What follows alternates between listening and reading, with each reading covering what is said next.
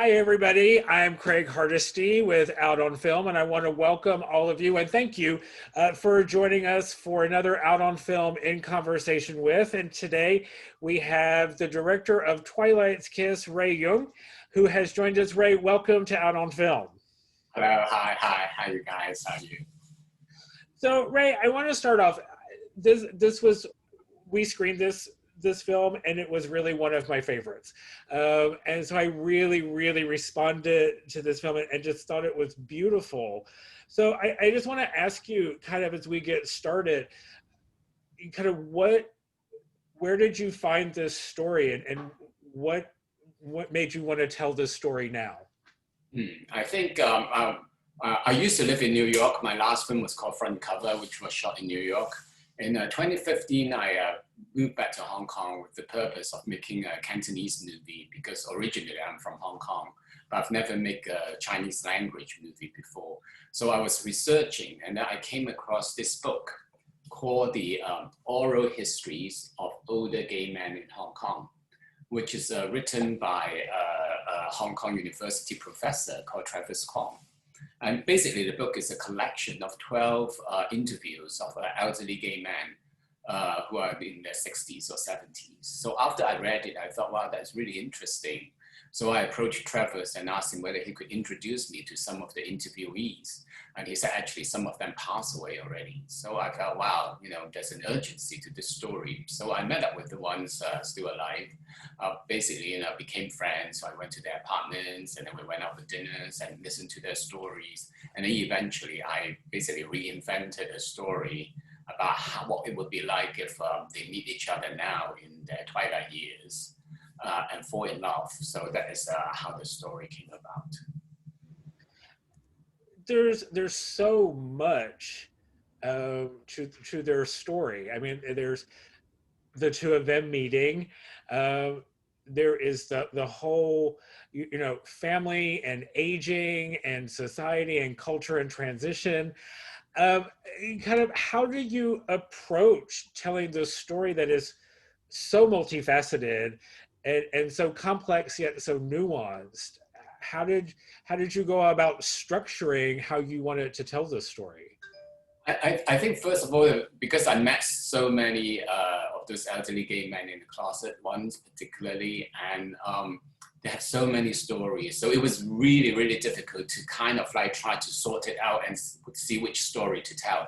And because a lot of their stories were actually very dramatic, each of them could be like an hour of a show. So I really try to not to focus so much on what happened to them, but rather what is the common strand of all these stories. And a lot of it is to do with their families, unable to come out to their families, and also unable, in fact, a lot of them unable to accept it themselves. Because for a lot of them, they were living in an era in Hong Kong where homosexuality was illegal. So that really has a very profound effect on them, because they really could not be proud of who they are when the law and the society or morals said that you are actually perverted. So for a lot of them, it was very difficult. So I was trying to find the essence of it and what that would be like, for these two guys. And now in these modern days, how they are going to meet up. And yet they are still very bound by a lot of the beliefs that they have, like a traditional family is better, or the importance of family is over their own personal desires, and why it is very difficult for them to come out now. Because for the younger generation, you kind of feel that, well, why can't you be yourself? Why be so difficult? Why sacrifice all these things? But I think the movie wants to reflect that for these people, it's particularly difficult because they have all these ties to so many things in their lives. I, and I think that is one of the things that kind of really struck me, was that the whole idea that they were never going to choose themselves over family. I mean, there is that sense of not just obligation, but that nobility of sacrifice, or that beauty of sacrifice. Uh, and and you portray that like with no judgment. I mean, which is I mean, you've been here in America where, there is that whole, just come out, be your authentic self, but in a lot of ways you portray them as their authentic selves.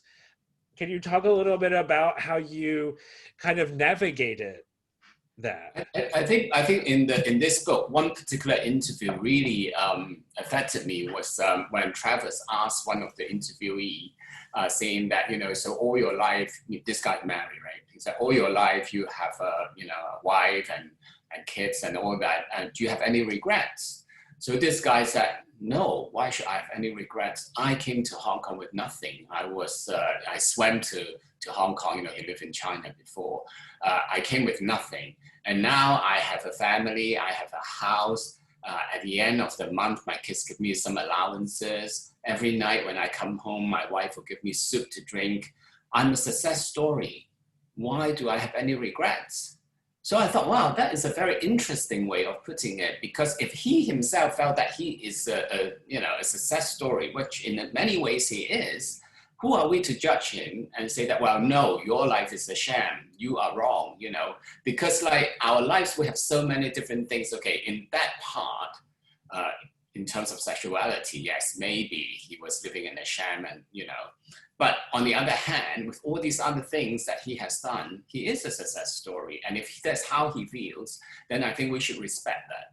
So from that angle, I started like writing story based Pack, the main guy, with this kind of beliefs in his life.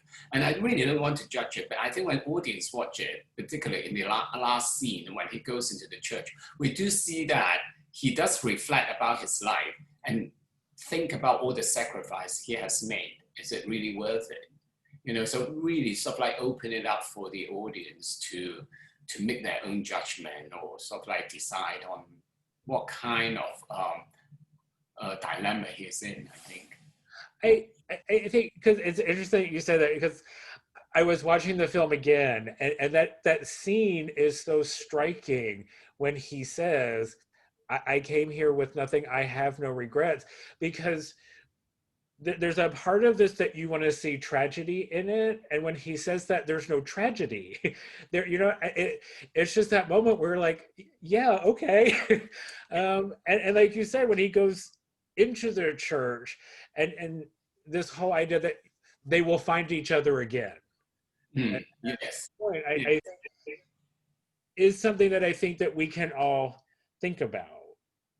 I think it's that moment. I think it's certainly for me that last scene is not the ending. I think that last scene is basically a pause, because like he has basically gave his cab for his son-in-law to drive.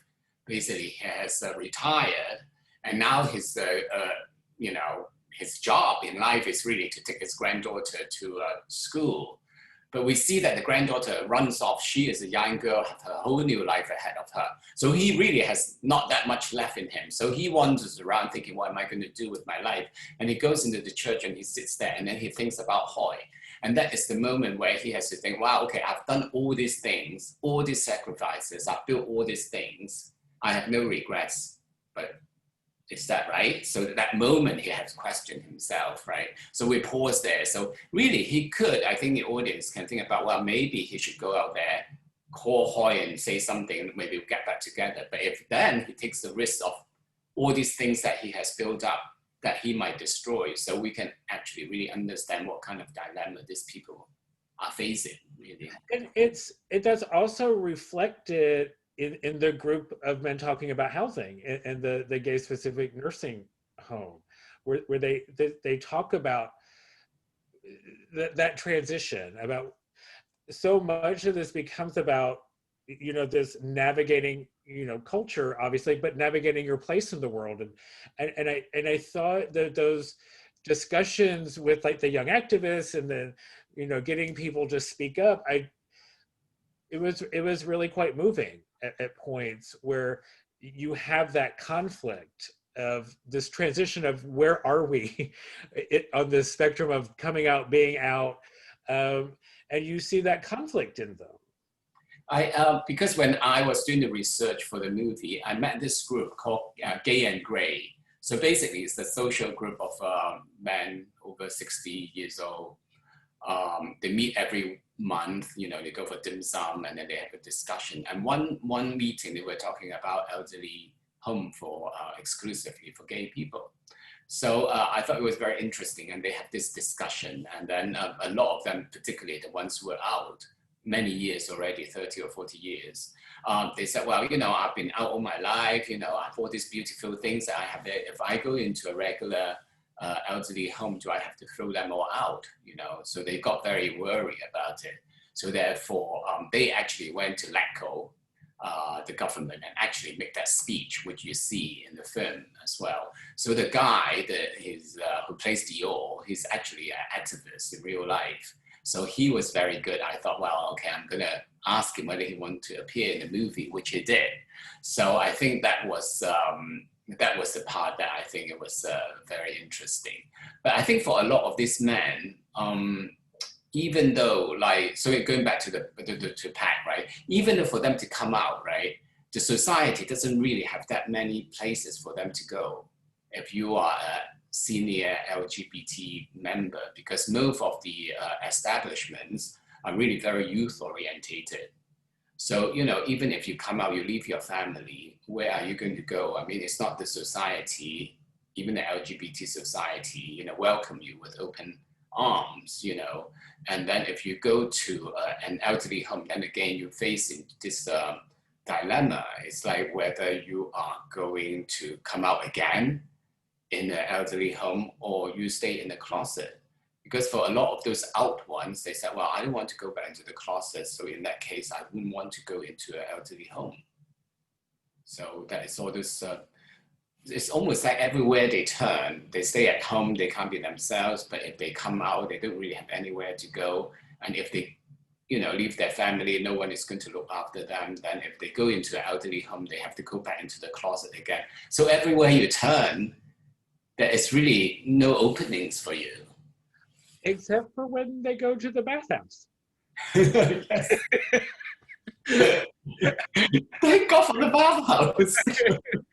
Because those scenes are just, the camaraderie. I mean, just they're as free as they can be. Yes. This is really interesting. When I was doing research again, so one of those guys said, so where do you guys go exactly? He said, well, there's bathhouses you can go to. So I went to this one. I went at 4:00 in the afternoon. It was packed. It's like completely packed. By 6:30, everybody started leaving. So I asked the receptionist, I said, how come people leave so early? So they said, oh, well, actually, a lot of them have families. So they go home and have dinner with their wives or their kids or things like that. I said, well, wow, that's really interesting. But the space is like, of course, they have like a dark room area where you go and cruise, right? But also, actually, 2/3 of the space is almost like a community center. They have a big TV room. They have 2 karaoke rooms where you can sing Chinese opera. I mean, it's like, what? I went to a Chinese opera in a karaoke, in a sauna. And they actually have a mahjong room as well where people can play mahjong. And the weekends, they actually, have meals where you can eat together. So really, for a lot of these people, it's a community center. And during the day, if they are married, it's like the few hours that they can be themselves. So that is, very interesting, I think. And quite different, I think culturally unique as well, that you don't really get a bathhouse like that in the West. I mean, certainly not that style. No, not we're all going to sit down at a table and have dinner. Well, they do serve food, right? The ones in Germany, I think they do, but not together. You just, yeah. Those scenes were just so charming because of that. One of the things that I thought that you did so well in this film is embrace aging, and they are sexual and sensual, and fully so, and unapologetically, and I thought it was really a beautiful way to look at aging, that like you said, you may be aging out, where would you go? But you're still here and feeling and human, and embracing the aging parts of culture. We just don't, we don't see a lot, especially Yeah. in. I think a lot of the times when we look at older people, right, even our parents or grandparents, we feel that, oh, okay, we have done our duties just by saying that, oh, how are you? Have you, do you go to see the doctor? How's your heart? And that's it. We have done our thing, right? But actually, it's when you're at that age, I think we're not that different from us. Maybe 20 years later, I'm sure we don't change that much. You still want it to be desired. You still want it. You still have vanity. You still want intimacy. So I think I want to portray them that way, that they still have all these desires and all these wants.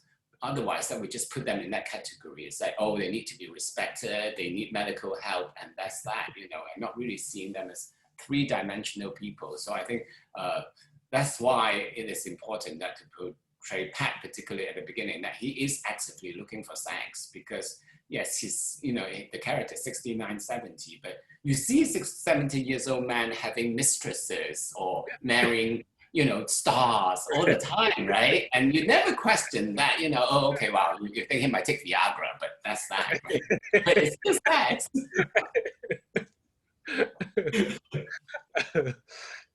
So in one way, we do know older men do have sex because they have all these affairs. But at the same time, we also don't see them having sexual desires at all, And also, of course, when you think about older people having sex, it's always that kind of like creepiness that is being portrayed, like just exactly like that. If he has mistresses, it's like, oh, yeah, midlife crisis or something dirty about it. But it's never really like they just want sex like we do. We just want sex. Yeah. Do you know what I mean? There's nothing creepy about it. And so I also want to just portray that. And then from that, it becomes love. And for Pat particularly, it's the first time he falls in love with a man as well. So I think I really want to capture that first love feelings between them. Well, and it was interesting because one of the things that struck me particularly the second time I watched this through is when Pat doesn't want to kiss him the first time when they're together. And then when they spend that Saturday together where you could see the possibility of love in a couple, he does. And so he's made that transition from the purely physical kind of cruising aspect of it to he loves this man and will be intimate.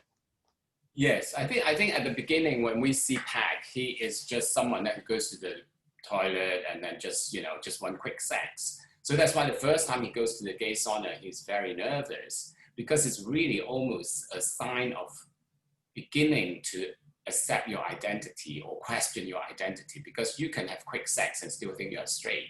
Right. But if you go to a gay sauna and you feel kind of excited seeing all these other men around you cruising, you're not that straight anymore. So I think at that point he started really himself. So of course at first he still wouldn't kiss him, but as he feels more and more attracted to Hoy, he really beginning to accept that or question that maybe he's gay or he actually wants to kiss him in the end on that weekend. So I think that is really about Pat, kind of his journey of changing, really. Yeah. And part of Hoy's journey, when he is at the wedding banquet, there is that scene where he's looking and he knows this is just he's not gonna leave this family. Yes. There's a recognition there that this has limits.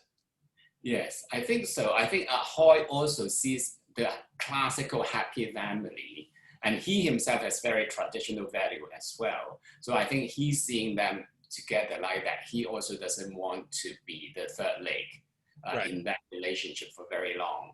But for him, he still doesn't want to let go. So he thinks of a very kind of like hopelessly romantic way. It's like to convince him to believe in God and afterlife, so that maybe one day they can meet up together, which is really like when you're very desperate and there's no other way to make any changes, you have to look for, some religion or, something spiritual in order to help you. So I think that is his way of trying to prolong the relationship or at least continue the relationship in his mind. So, so that's how that Christianity, that kind of religion aspect, sort of like gets into the film as well, or into the discussion. So I have somebody is asking front cover. I'm going to switch gears a little bit. Okay. So front cover was out on film. Okay. It's all here. So how is that? How do you kind of remember that film? I mean, it was here, right? You were in New York. Yes, I shot that actually in 2013, I think. 2013. Yes, yes. It was yeah, very, very different, right? I mean, the whole style was very different because this one I wanted to be more loyal to the book in a way. So because the book is an oral history, so I wanted to have that kind of like semi-documentary feel, the more realism. While front cover was that when I made it, I really wanted, because I was growing up watching all those like romantic comedies, right? And I always felt that, well, how come there isn't one for gay Asian men? You know, it's always, you know, sort of like beautiful Julia Roberts, big hair. So I was like, okay, I want a cool, nice, good-looking Asian boys falling in love. So that's how I wanted to make it. I wanted to make it like a romantic comedy kind of style in a classical Hollywood style, but with a twist in the end that it doesn't go in a kind of like Hollywood ending. Right. So that's how I approached that movie. Yeah. So I mean, I'm just curious. What is it like? Like you said, like you didn't want to do that traditional Hollywood ending. What's it like when or is there a big difference when you're filming here in the U.S. versus in Hong Kong? Yes, quite different because I mean, good and bad, right? But in America, there's a lot of rules, right? A lot of guidelines, and there's the union rules. So everything has to be done in a particular way. So in a way, it's more structure, but also it takes a lot longer to shoot. I think we end up shooting like 30 days for a front cover. In Hong Kong, everything is very, very fast. You know, first of all, because the place is smaller, so the location and everything you can go is much faster. So we only shot the whole film in 21 days. Oh wow! And yeah, and it was much quicker, I must say, and more efficient in many ways because like we don't have to break for lunch for a whole hour. We do running lunch, so you just shoot and eat at the same time. I mean, it sounds crazy, but actually it makes sense because you don't want to break for a whole hour because it just slows down the process, and then you have to restart all over again. And because everybody is there to make the movie, so actually that 1 hour lunch is not really a difference, I think. But on the other hand, the casting in America was of course much easier in a way because it's an LGBT part. So people usually don't really have an issue with that. But for this one, it took me a whole year to find the two actors. Yes, because of the age, they are 60 or 70 years old. Most of those actors of that age group, they came from like Shaw Brothers or television background, and they all used to play martial arts heroes, swordsmen, policemen, all that kind of roles. So for them, it's like, what? A gay role? Why me? Is the first thing they ask. What do you see in me that you want me to play a gay role? You know, so you know, you have to explain to them, and then some of them said no immediately. And then some said, okay, I'm interested, but I will not hold hands, I will not kiss, I will not be topless. It's like a whole list of no's. So I said, okay, forget it. So there were only really a handful of actors who eventually would say yes. So it took 6 months to find Taibo to play Pac, and then another 6 months to find a band to play Hoy. So I asked a lot of people. I've never been rejected by so many men in my life. So many no, okay. And I won't do this, and I won't do that. Yes, and yes, no kissing is okay. yes. But anyway, I think eventually we did well. I think the two actors are wonderful. Yeah, They really are wonderful. Yeah, they really do have a nice chemistry together. Yeah.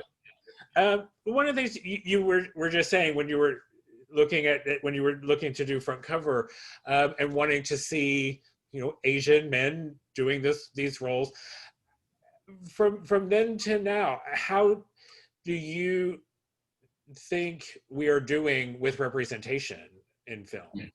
Representation of Asian or Yeah, representation? Well, I and think there is. LGBTQ. Oh, LGBT. Well, I think well, first of all, with Asian is I think there's a more of a debate, more of a discussion about more representation, definitely for sure, of Asians on screen. But you think Asian LGBT? I don't know. In the West, I mean, in America, is it still a lot of representation? I don't really see. I think TV you see a little bit more maybe, but they're never the leads. They're usually like the main guy who has like a ethnic boyfriend on the side. Could it be Latino or Asian or whatever, but never really the lead. So I'm still hoping to see one that just feature, being a Asian gay character playing the lead, not just the side boyfriend. And of course, when we talk about Asian lesbian representation, I think that's zero, right? Yeah.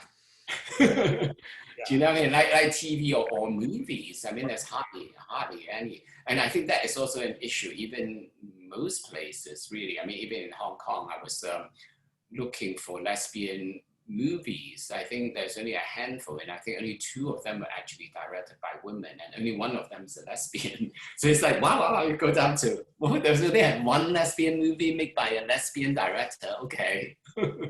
After all that, 60, 70 years of histories of movie making in Hong Kong. So, yeah, quite scary actually when you think about it.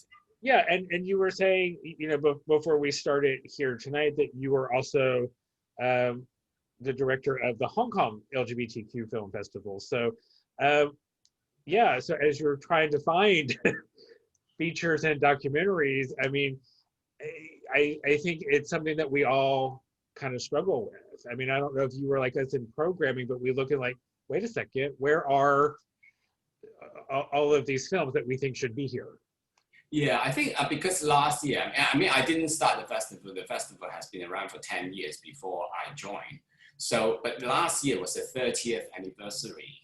So we were trying to do a retrospective. So that was the time that I started looking back at all the LGBT movies that's made in Hong Kong and sort of try to, locate them.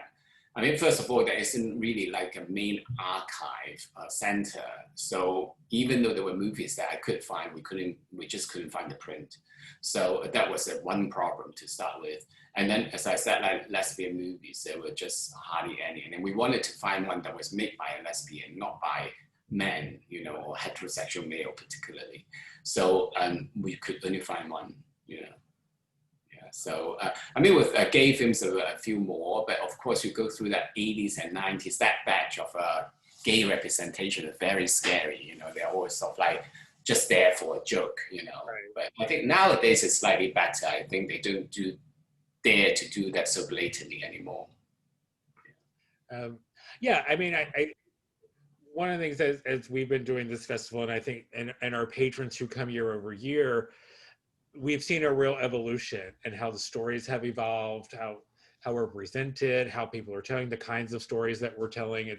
It's not, all coming out. There's a lot more variety in the stories that we're able to tell on screen. Yes. I think because it's more acceptable in a way, so that coming out story is already slightly in the past, Although having said that, there's still a lot of places in this world that people live in the closet.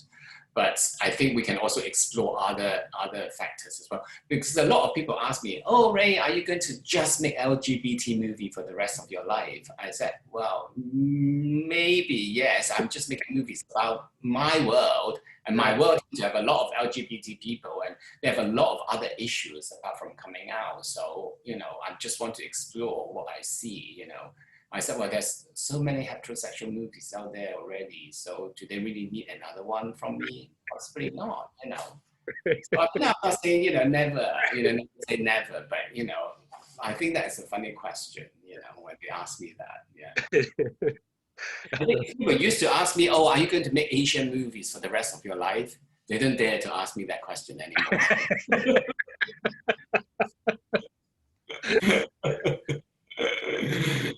least say why stuff. Yes, at least they wise up. I mean, they think that it's going to sound slightly racist, so they're going to stop asking that question now.